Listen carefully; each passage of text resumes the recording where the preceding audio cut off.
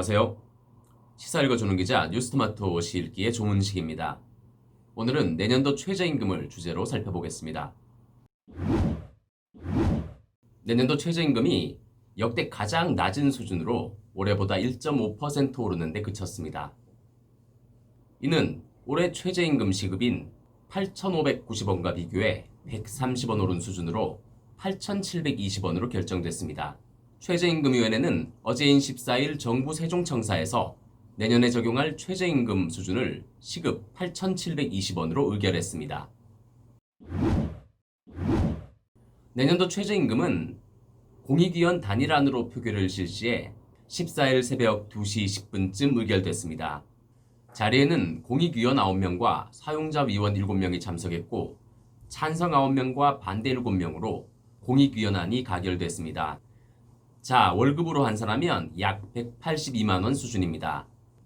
올해와 비교할 때 27,170원 오른 셈입니다. 이번에 의결된 최저임금안에 영향을 받는 근로자는 최소 93만에서 최대 408만 명에 이를 것으로 분석됩니다. 뉴스토마토 취재에 따르면 내년도 최저임금은 공익위원 단일안에 대한 표결을 거쳐 결정됐습니다. 최저임금 인상률을 역대 가장 낮은 수준으로 제시한 것은 코로나19 경제 충격 여파를 감안한 결정이라는 설명입니다. 역대 인상률이 가장 낮았던 때는 외환위기 이후인 지난 1999년의 2.7%입니다. 글로벌 금융위기 직후인 2010년에는 2.75% 인상되기도 했습니다.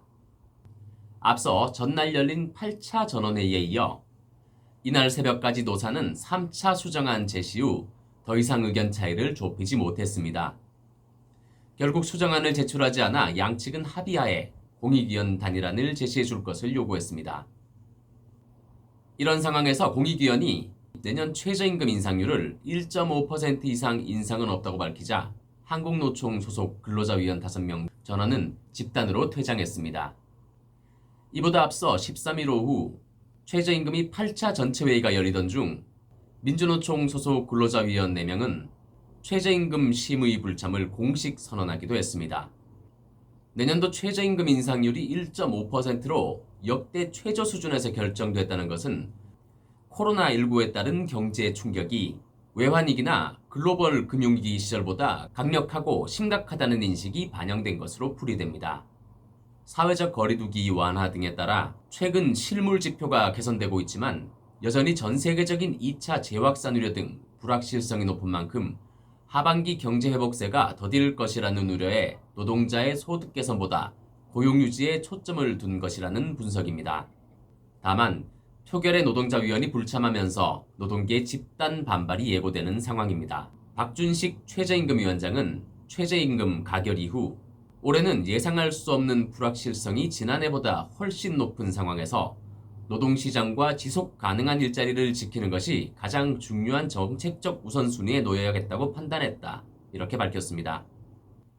윤태근 민주노총 부위원장은 최저임금 만원은 대통령이 약속한 것이다라면서 노동자 1인 가구 실태생계비가 225만 원인데 민주노총의 만원 요구는 터무니없는 이야기가 아니다라고 지적하는 등 노동계는 공익위원안의 1.5%를 자의적인 해석이라고 보고 있습니다.